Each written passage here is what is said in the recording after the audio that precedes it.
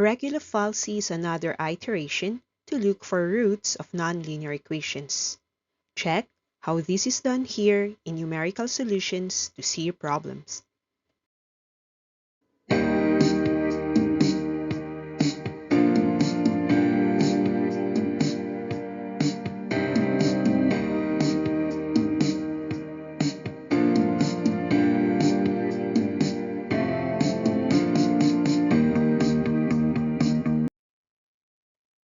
We are to look for the root nearest the origin through Regula falsi for the equation 3x squared less x squared times cosine of x minus 1. The iteration will stop at 4 decimal zeros accuracy. Before starting, note that the equation consists of a trigonometric function. The angle is taken in radians to account for the small value of x. The first step to iteration is to look for the initial values.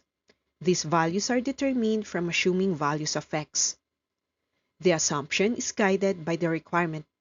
For this example, the root nearest the origin, so we can assume x to be 0. By substitution of 0 as x, the function of x turns to be negative 1. The next value to be assumed is positive 1. By plugging 1 into the function, f of x turns to be 1.459698. If we are to check the trend of the curve, we can also try x as 2, where the function of x then turns to be 12.66459. We don't need to attempt using bigger x values, as it looks like y gets farther from the origin anyway. How about we use negative roots, starting with negative 1. If x is negative 1, f of x turns to be 1.459698. Then, when we plug negative 2 for x, f of x turns to be 12.66459. Notice that y values for positive and negative x values are the same, where we created a parabola. Also note that we have two roots for the equation. These are all the roots generated as the function has degree of 2. So since the curve is symmetrical about the y-axis, we can look for either a positive or negative root, as they will just mirror each other. For discussion, let's choose the positive root. The interval we choose is 1 nearest 0, showing a sign change. We can see a sign jump from negative 1 to positive 1.459698, and this interval is between x of 0 and positive 1. So we use these x values as the left and right limits, where x of 0 is taken as the left limit, giving a negative y.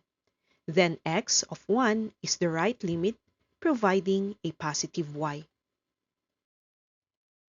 Now let's place those values into a table. The table comprises of the left and right limits a and b, the respective y values f of a and f of b, then the interpolated values taken as c with its f of c. From the initial assumptions earlier, we have 0 as a and 1 as b. And the computed f of a is negative 1 with f of b as 1.459698. To solve for c, Regula falsi uses a with f of b minus b times f of a all over f of b minus f of a. Placing numerics, c for the first iteration becomes 0 times 1.459698 minus 1 times negative 1 all over 1.459698 minus negative 1, which gives 0.406554. Now use this value as x in the function to have f of c, which turns out as negative 0.65596. We've already completed the first iteration, so how do we continue with the succeeding ones? Start by checking the sign of f of c. For this example, it is negative. This means that c will replace a, as it is the limit with negative y value earlier. Take note that replacing values follows positive to positive and negative to negative. b, on the other hand, will be retained as 1. F of a is then computed plugging x as 0.406554, and this gives negative 0.65596. b, remaining the same as 1, also keeps f of b as 1.459698. C then has the function plugged by a, b, f of a, and f of b from the second iteration. C is determined as 0.590551, and using this into the function results to negative 0.24343. The procedure repeats at every iteration level. The third iteration starts with checking the sign of f of c, which is negative. This means that c again replaces a, and b remains the same as 1. So to compute for the next c value, take f of a by plugging 0.590551 as x and get negative 0.24343. Also plug 1 for x and get 1.459698 for b.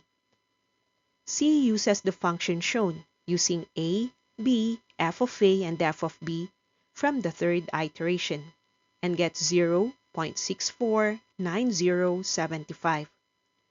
This value of c is used to find f of c using the equation, coming up with negative 0.07173. This value already has one decimal zero, so we are near the end of the iteration. The fourth iteration starts similarly as the others. Check the sign of f of c, which is negative, so c replaces a, and b still remains as 1.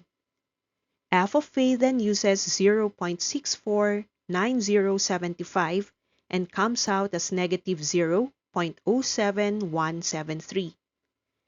F of b is still 1.459698 as b is 1. Having completed these 4 parameters, we can compute for c using the equation, where c4 turns out as 0.665512.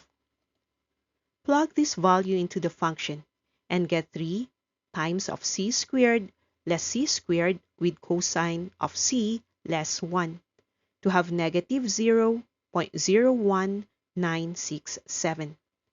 This is still one decimal zero, but way smaller than the third iteration. Again, check the sign of f sub c, which is still negative, so a becomes 0.665512 and b is still 1. F of a then becomes negative 0.01967, and f of b is the same 1.459698. C5 then uses those recently computed values of a, b, fa, and fb to get 0.666996. Use this value into the function to solve for f of c and have negative 0.00529. This shows 2 decimal zeros, so we are near the end. Generate the 6th iteration. F of c turning out as negative means that 0.66996 is the new value of a, and b is still 1. F of a is then computed as negative 0.00529, and f of b is still 1.459698. C6 is then computed as 0.671151, and plugging this value into the function turns f of c as negative 0.00141, almost with the third decimal, so we still have the 7th iteration. Just like the previous levels, the iteration starts by checking the sign of f sub c, which is still negative, meaning 0.671151 is the new a, and b is still 1. F of a is then computed as negative 0.00141, with f of b still 1.459698.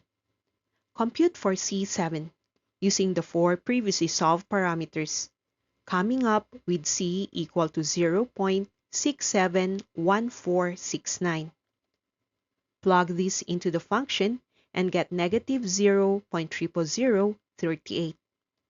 Taking the 4 decimals, 3 will be rounded down, providing the 4 decimal zeros. So we got the positive root nearest the origin, and it is 0.671469. Remember that the curve is a parabola with axis of symmetry about the y-axis. Thus, the two roots of the function is positive 0.671469 and negative 0.671469.